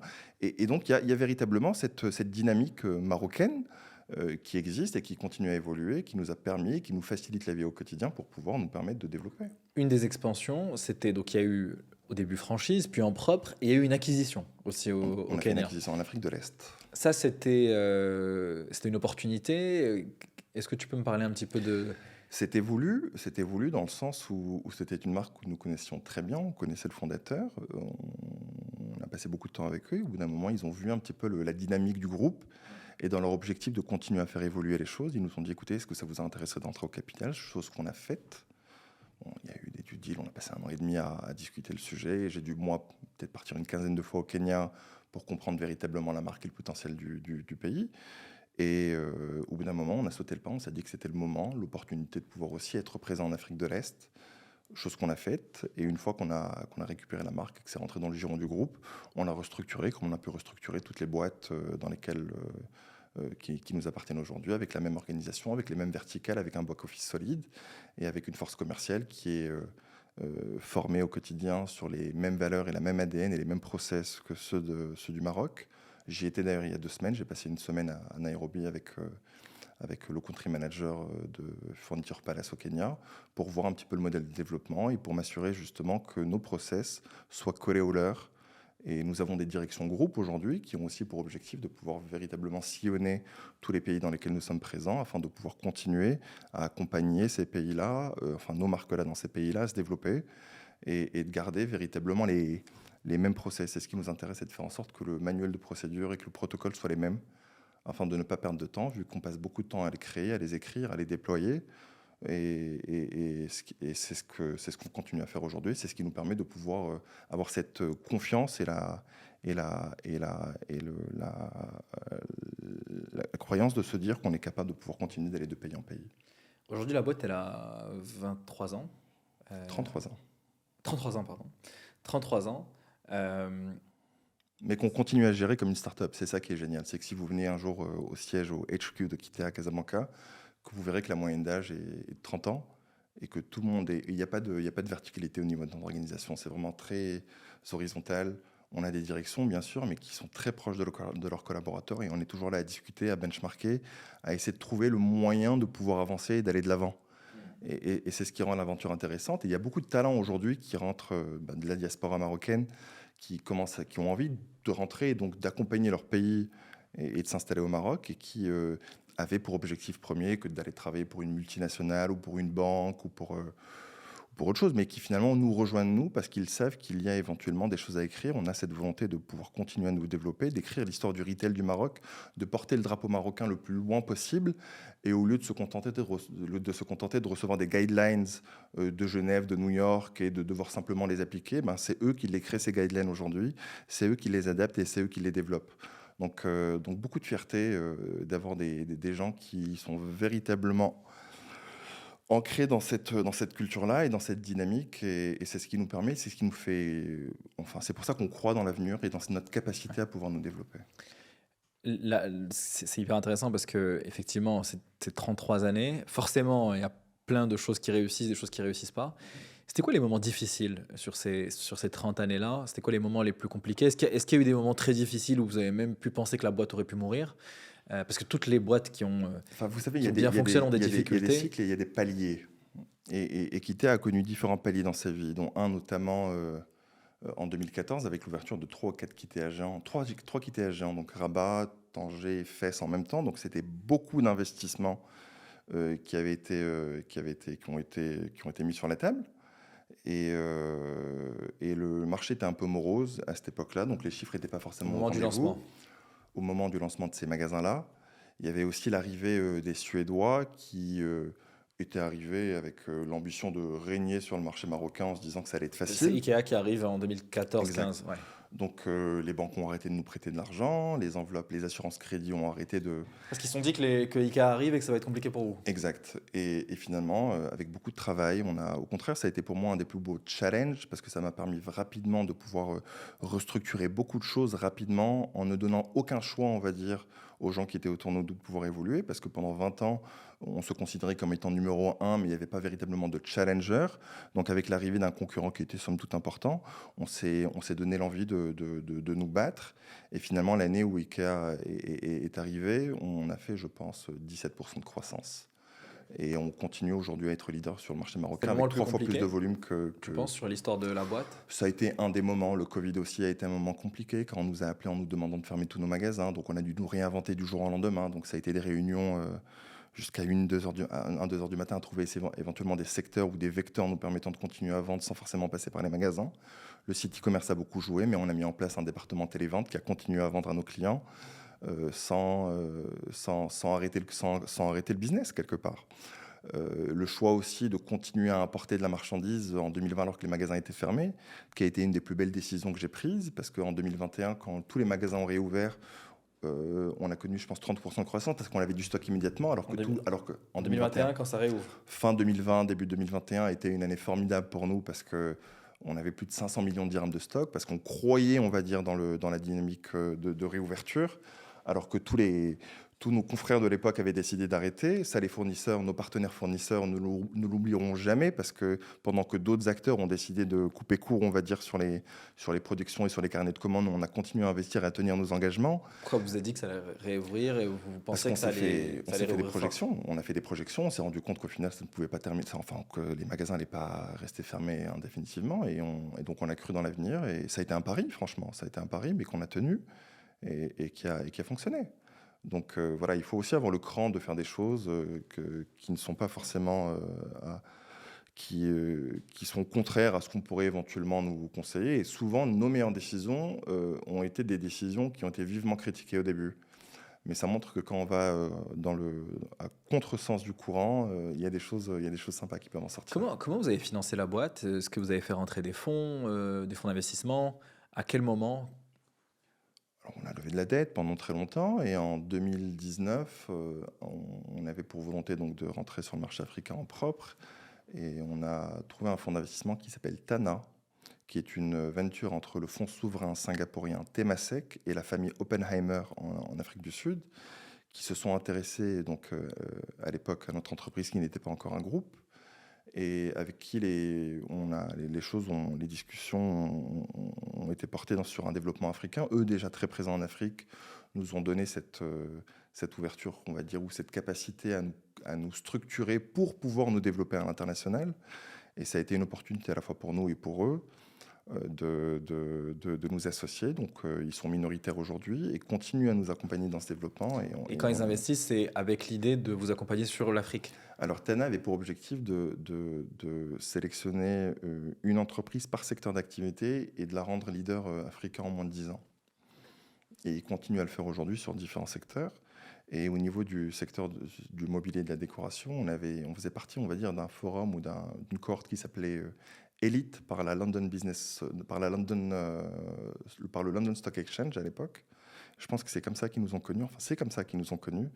On faisait partie d'une cohorte donc, qui s'appelait Elite et on a été invité donc à la LSI à Londres. Et ce jour-là, il y avait peut-être un parterre de 200 entreprises et le président de la LSI en a cité deux. Et une des deux, donc une était au Nigeria qui était dans l'énergie et l'autre c'était Kitea.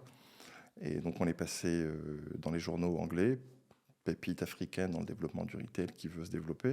Et c'est comme ça que nos amis de chez Tana nous ont rencontrés.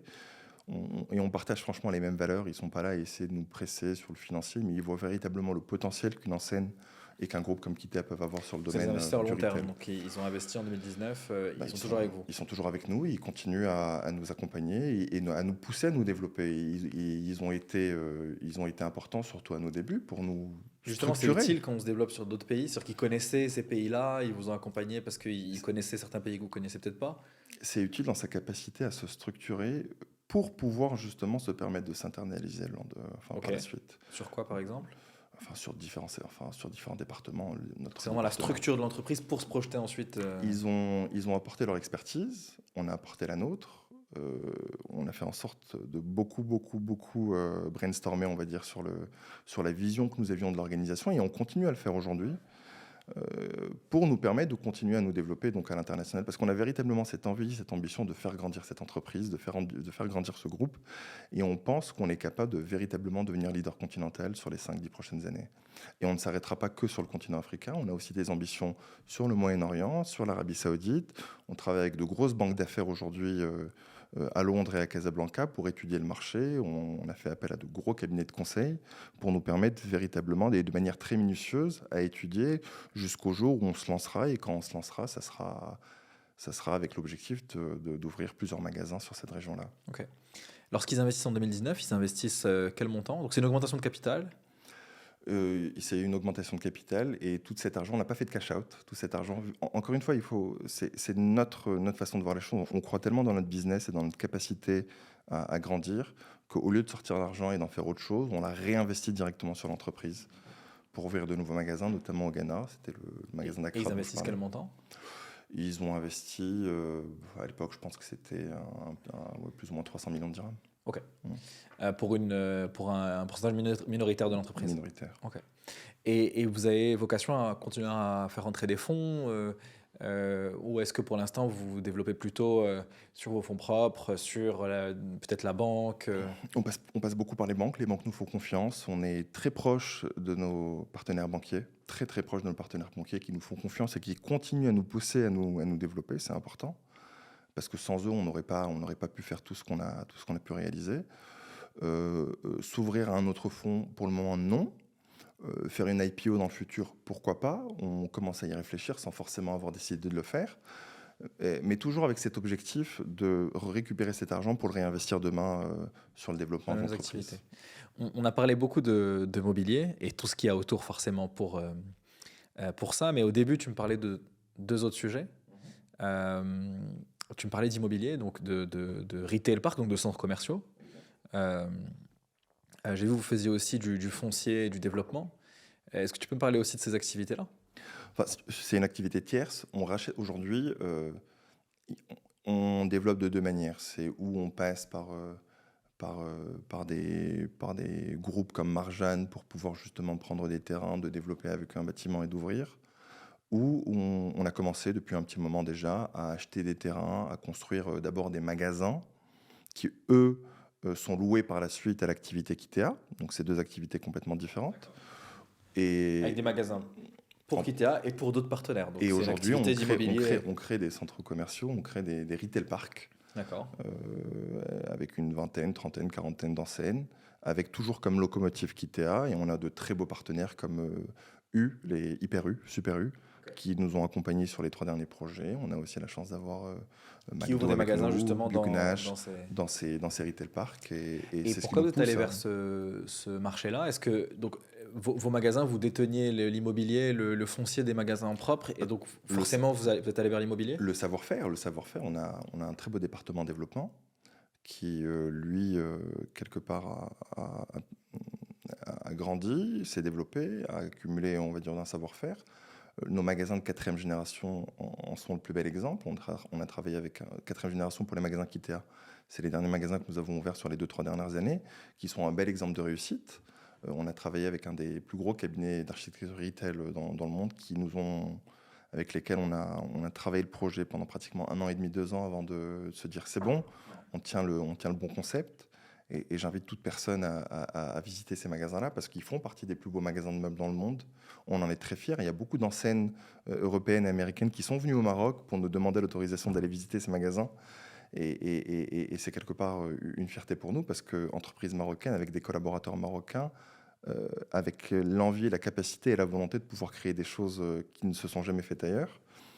Et donc voilà, comprendre un peu le marché, apprendre de nos années d'expérience et au bout d'un moment de commencer à investir pour pouvoir créer ces retail parks, toujours avec des locomotives comme Kitea. La Villa Roche-Bobo aussi est un exemple parfait parce qu'on a acheté le terrain, on a investi sur le terrain, on a construit à travers cette foncière et derrière c'est donc la franchise Roche-Bobo qui loue avec des arrangements. La partie foncière et la partie retail park sont complètement. C'est deux business différents. C'est exactement. Donc, il y a 4 business. Il y a la partie mobilier, il y a les retail parks, la foncière et la logistique. Exact. Ce serait ça les 4 business lines. C'est les 4 verticaux. Et ce serait quel poids de chacune je sais pas, en volume, en chiffre d'affaires? C'est compliqué parce qu'on les associe pas, on ne consolide pas aujourd'hui. Chaque pôle est différent l'un de l'autre, mais 80% de notre volume d'affaires aujourd'hui se fait sur le niveau au retail, dans le retail. C'est parce que c'est notre cœur d'activité et c'est là-dessus qu'on continue à développer. Et pour la suite, est-ce qu'il y a une de ces lignes-là sur lesquelles vous allez vous concentrer de plus en plus, ou est-ce que ça va rester, est-ce que ça sera toujours le mobilier à 80%? Est-ce que ces autres activités seront les mêmes? On a pour objectif, dans un avenir proche, de pouvoir rester sur le retail, mais sur d'autres activités. On veut faire de la cosmétique, on veut faire de la fashion. Okay. On a beaucoup d'idées aujourd'hui en tête. Donc éventuellement, pareil, soit créer des marques, soit de nouvelles franchises, mais sur d'autres activités, pas que sur le mobilier. Parce qu'on a accumulé cette expertise retail qui nous permet véritablement de pouvoir aujourd'hui offrir aux clients marocains des choses différentes. Et dans le retail toujours, et véritablement créer, on va dire, un pôle nouveau. Je parlais de cosmétique ou de fashion, mais on ne s'arrête pas là. On a beaucoup d'idées en tête, on a beaucoup de talents, on le disait, qui ont aussi envie d'accompagner la croissance du groupe sur d'autres verticaux, et on les écoute et on participe justement à cette discussion. Lorsque vous pensez à d'autres type de produit, d'autres secteurs pour le retail. Comment est-ce que vous mappez un petit peu le secteur? Quels sont les secteurs qui vous semblent les plus pertinents? Par exemple, tu me parlais de cosmétiques. Quels sont les indicateurs que vous regardez qui font que vous vous dites, bah, la cosmétique, ça peut être un secteur intéressant pour se lancer demain en retail? On regarde les transitions du marché, on regarde un petit peu comment le besoin des clients, les besoins de la population. On essaie d'étudier un petit peu tout ça. On ressent aussi un petit peu les choses parce que le Maroc est en train de changer. Il y a une dynamique nouvelle qui est en train de s'installer. Et donc, naturellement aussi, de par le fait qu'on sillonne le monde entier, on voit un petit peu ce qui se fait. Pas que en Europe, en vérité, hein. On regarde ce qui se fait en Turquie, on regarde ce qui se fait en Asie. On voit un petit peu les différents phénomènes qui émergent. Et on se dit au bout d'un moment qu'on a la capacité de pouvoir, à travers du plug and play, rapidement faire déployer ces marques-là ou de créer nos propres marques. Donc on ne s'est pas encore arrêté aujourd'hui, on va dire, à un domaine spécifique. On continue à développer le monde la distribution moderne de meubles et de décoration. On a encore beaucoup de choses à faire à ce niveau, mais rien ne nous empêchera éventuellement dans 1 ou 2 ans d'annoncer autre chose. Ok, intéressant. En quelle année tu rejoins la boîte? 2014. 2014. Donc c'est à ce moment-là aussi un moment de transition, comme tu Ça a comme été une tu des mes disais. plus grandes chances. C'est que je suis arrivé à un moment où l'enseigne à l'époque, l'entreprise n'allait pas forcément très bien, où il y avait l'arrivée d'un géant. Et c'est ce qui m'a permis rapidement de pouvoir instaurer de nouvelles procédures, un nouveau savoir-faire, une nouvelle vision, une nouvelle dynamique. Bon, les choses ont fait que ça a bien réussi avec un peu de chance. Et donc, rapidement, l'adhésion des collaborateurs, l'adhésion Comment ça évolue justement? Quand tu rejoins, quel est ton rôle et comment ça évolue jusqu'à Enfin, j'ai été prendre très, les j'ai rênes été très, de transver- j'ai l'entreprise? été très transversal. J'ai commencé par les achats forcément parce que c'est à ce niveau-là qu'on comprend le mieux le métier et qu'on essaie d'apporter, on va dire, une valeur ajoutée immédiate. Donc beaucoup de temps sur les achats. Par la suite, je suis passé au niveau du commercial. J'ai passé beaucoup de temps sur le commercial, sur l'évolution du concept au niveau des magasins, sur la formation, sur l'accompagnement, sur la mise en place de nouveaux services. Donc beaucoup de temps à ce niveau. Et en parallèle, j'étudiais un petit peu l'organisation, la cartographie à l'époque de Kitea, avec beaucoup d'idées en place, et avec beaucoup de test and learn. J'ai commencé à faire amener des gens autour de la table qui aussi avaient des idées et qui, au fur et à mesure du temps, nous ont permis de pouvoir déployer de nouveaux mécanismes, de nouvelles façons de faire, de nouveaux départements qui ont été créés. Il y en a un où je suis très fier moi, du département qualité expérience client au niveau du groupe aujourd'hui parce que c'est ce qui nous a permis de rapidement dépasser, on va dire, tous les critères de sélection qu'on pouvait avoir jusqu'à devenir élu service client de l'année pendant 5 années consécutives avec des notes qui dépassent même celles d'entreprises qui sont dans le service. Et c'est pas simple quand on fait du retail. Mais donc voilà, des départements sur lesquels on travaille un après les autres jusqu'à essayer de les consolider, de créer des verticales et de pouvoir mettre en place une certaine forme de transversalité sur les différentes marques pour garder un noyau dur au niveau du back-office et donner justement la place au front, donc au volet commercial, au volet développement pour faire son travail sans être ralenti derrière. Donc beaucoup de choses en même temps, beaucoup du yo-yo aussi à un moment. Mais ça a été extraordinaire parce que j'ai beaucoup appris. J'ai été sur le terrain, j'ai été en contact de tous les collaborateurs à tous les niveaux. Et voilà, c'est ce qui a permis de faire en sorte que l'entreprise, que le groupe maintenant continue à se développer, continue à grossir, continue à prendre de la place. Plus de 1500 collaborateurs aujourd'hui sur le Maroc. Je pense qu'on va dépasser les 2000 avec les pays sur Aujourd'hui, lesquels 1500 collaborateurs. 1500 Ok. collaborateurs. Beaucoup de talents, des directeurs généraux par business unit, par filiale, qui viennent d'autres secteurs d'activité, mais qui ont voulu rejoindre l'aventure Kitea, l'aventure du groupe, avec cette volonté de continuer à développer et déployer, à la fois sur le Maroc, mais aussi sur les pays sur lesquels on est présent aujourd'hui. Et voilà, cette volonté d'avancer, cette volonté de réussir, cette volonté de grandir et de faire rayonner, encore une fois, la marque de fabrique marocaine, les valeurs marocaines et notre ADN sur d'autres marchés. Donc, tu disais sur peut-être quelques chiffres, parce que je t'ai pas demandé. Donc, 1500, plus de 1500 collaborateurs. D'un point de vue chiffre d'affaires, Euh, on veut dépasser les 2 milliards. d'accord. Donc, plus d'1 milliard et vous voulez Oui, dépasser les deux. et on veut dépasser les 2. C'est l'objectif sur les 12-18 prochains mois. Génial. De manière consolidée, oui. Génial. Ok, donc lorsque tu as rejoint, c'était en 2014, c'était un moment de transition et et moments intéressants aussi justement, parce que vous avez mis en place plein de choses différentes. Il y a aussi une transmission entre une première génération et une deuxième génération. Comment s'est passée cette partie-là? Enfin, j'ai eu la chance d'avoir un patron qui était donc mon père, qui m'a donné la possibilité de pouvoir développer, déployer sans forcément être en attente de sa validation. Donc il m'a laissé tester des choses, il m'a laissé évoluer, il me donnait des conseils forcément, que j'écoutais, ou des fois même pas. Mais avec du recul, je me suis rendu compte que j'ai eu la chance d'avoir quelqu'un qui m'a laissé faire ma vie au sein de l'entreprise, qui m'a laissé grandir naturellement. Je n'ai pas été projeté, je n'ai pas été parachuté quelque part. J'ai voulu justement gagner ma place et la confiance que les collaborateurs peuvent avoir vis-à-vis de moi. Et voilà, beaucoup de chance d'avoir quelqu'un qui m'a laissé faire les choses. Et voilà, donc c'est comme ça que ça s'est fait. Comment tu vois la prochaine étape pour Kitea? Si on devait se reparler dans 5 ans, dans 10 ans, et que tu étais très satisfait de là où vous en êtes arrivé, à quoi ça ressemblerait le groupe Kitea dans 5-10 ans? Une vingtaine de marques, avec toujours pour locomotive Kitea, la marque Kitea, mais une vingtaine de marques au niveau du groupe, sur différents pôles, et sur une trentaine de pays, que ce soit en Afrique, au Moyen-Orient, et pourquoi pas, dépendamment, on va dire, de l'évolution économique en Europe, pourquoi pas aller toucher l'Espagne, pourquoi pas aller toucher le Portugal, pourquoi pas même aller toucher la France. Je le redis, on est une marque marocaine, mais on a franchement une quinzaine, vingtaine de nationalités aujourd'hui. On a des Français qui travaillent avec nous, on a des Italiens, on a des Espagnols au sein du groupe, des Russes, des Ukrainiens, des Ghanéens, des Kenyans, des Indiens, un Sri Lankais qui nous a rejoint récemment aussi pour prendre la tête de Fourniture Palace au Kenya. Beaucoup de talent, beaucoup d'envie, beaucoup de volonté de grandir et surtout de montrer que les Marocains sont capables de pouvoir évoluer et de prendre la place de gros faiseurs internationaux, parce que c'est pas réservé qu'à eux. On peut aller en Champions League, on a cette volonté de le faire, et si tous les voyants sont ouverts, on y parviendra, Inch'Allah. Inch'Allah. Peut-être une ou deux questions avant de finir. Bon, forcément, on n'a pas parlé de tous les sujets, mais on a fait, je pense, un bon tour, et c'est franchement super intéressant. Qu'est-ce que tu fais à côté du travail? Qu'est-ce que tu fais pour garder l'équilibre? Qu'est-ce que tu fais à côté de tout ça? C'est compliqué parce que j'ai une passion qui est ce métier. Donc, je me réveille le matin en pensant au groupe. Je dors le soir en pensant, on va dire, à ce que j'ai fait dans la journée. Je passe beaucoup de temps à imaginer donc le futur du groupe à travers les différentes les différentes verticales qu'on veut créer. Donc, ça me prend énormément de temps. Ça m'a pris 14-15 ans de ma vie.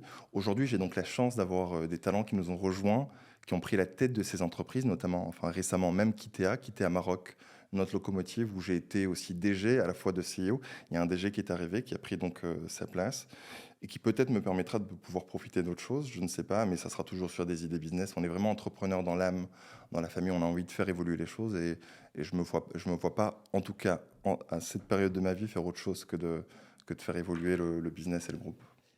Lorsque tu parles à des entrepreneurs qui sont en train de se lancer ou qui sont lancés récemment, j'imagine que ça t'arrive souvent, quels sont les conseils que tu leur donnes le plus souvent? Il faut rester consistant dans sa façon de faire les choses. Il faut faire preuve d'empathie vis-à-vis de ses collaborateurs. Il faut rester quelque part intègre par rapport à son métier. Il ne faut pas vouloir aller trop vite. Il faut respecter son client. Il faut respecter ses valeurs. Il faut respecter les attentes, ou du moins ce qu'on promet, on va dire, à son client.